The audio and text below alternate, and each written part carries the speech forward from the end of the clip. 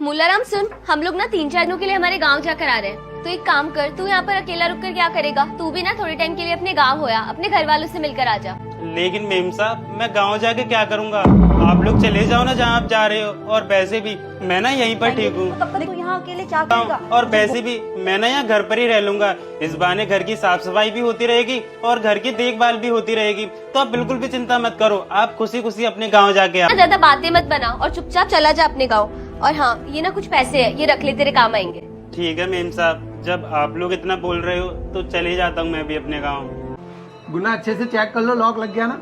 और मैं बाहर जा रहा हूँ कार में, ये बैग भी मैं ले जाता हूँ, तुम लोग आ जाओ, ठीक है? मेम साहब मुझे ना आपसे कुछ बात करनी है। हाँ मुलाराम, क्या हुआ बता। मेम साहब क्या है ना कि यहाँ पास में मेरे चाचा का लड़का रहता है धन्नाराम, तो वो ना मेरे साथ गांव जाने की बोल रहा था। तो आप लोग गांव चले जाओ, मैं ना उसके साथ आ जाऊंगा। देख मुलाराम, इतने सालों से तू हमारे घर में काम करता है, हम तुझे अच्छे से जानते हैं। तेरी शक्लों पे साफ दिख रहा है कि तू झूठ बोल रहा है, तू परेशानी में है। साफ साफ बता क्या बात है, हम भी तो तेरे परिवार जैसे हैं ना। बचपन में ना मेरे माँ बाप छोड़ के चले गए मुझे, बस एक मेरा बड़ा भाई था और मैं ना बचपन से ये काम करने लग गया था।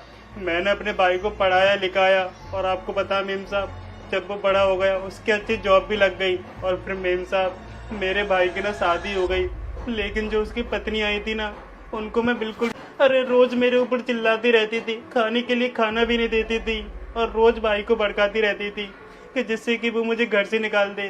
भाभी को ना ऐसा लगता था अगर मैं अपने भैया के साथ रहूँगा ना तो शायद आधी प्रॉपर्टी में से हिस्सा मुझे भी मिलेगा। और मेम साहब इसी की वजह से ना भैया भाभी ने मुझे घर से बाहर निकाल दिया। और मेम साहब फिर मैं क्या करता, मैं ना शहर आ गया, मैंने काफ़ी जगह काम भी ढूंढा मेम साहब, लेकिन मुझे कहीं काम नहीं मिला। फिर मैं आपके घर पर आया और मैंने आपसे बोला काम के लिए मेम साहब, और आपने मेरे से बोला भी था कि तुम्हारा कोई घर परिवार है क्या? मैंने बोल दिया मेम साहब कि हाँ मेरा घर परिवार है। अगर मैं आपसे बोलता ना कि मेरा अपना कोई नहीं है इस दुनिया में, तो शायद आप मुझे काम भी नहीं देती, क्योंकि आज की दुनिया में ना कोई किसी बेसहारे को काम नहीं देता। क्योंकि मेम साहब आजकल का वक्त ही ऐसा चल रहा है, कोई किसी के ऊपर भरोसा नहीं करता। मेम साहब मैंने ना आपसे झूठ बोला था कि मेरा घर परिवार है, लेकिन सच्चाई तो ये है कि मेरा इस दुनिया में अपना कोई नहीं है। मेम साहब हो सके तो मुझे माफ कर देना। और जब सुबह आपने मेरे से बोला ना कि मुलाराम तू ना अपने गाँव चले जा, तो मैंने बहुत सोचा कि मैं कहाँ जाऊँगा। बस मेम साहब इसलिए मैंने आपसे बहाने लगा रहा था कि आप लोग चले जाऊँगा, मैं यही रह लूँगा, जिससे कि मैं आपके घर में सो जाता, बाहर कहाँ रहता। और मेम साहब मैंने आपसे बोला था ना कि मेरे चाचा का लड़का धन्नाराम आने वाला है, ऐसा कोई रिश्तेदार है ही नहीं मेरा, ना तो मेरा चाचा है और ना कोई चाचा का लड़का। मेम साहब आप मुझे अपने गाँव लेके जा रही हो, अपना मान रही हो। सच में मेम साहब मैं आपकी जितनी तारीफ करूँ ना उतनी कम है। बस कर मुलाराम, क्या मेम साहब लगा रखा है? आज से ना मैं तेरी भाभी हूँ, तू मुझे भाभी ही बुलाएगा, ठीक है? अब चलेगा हम।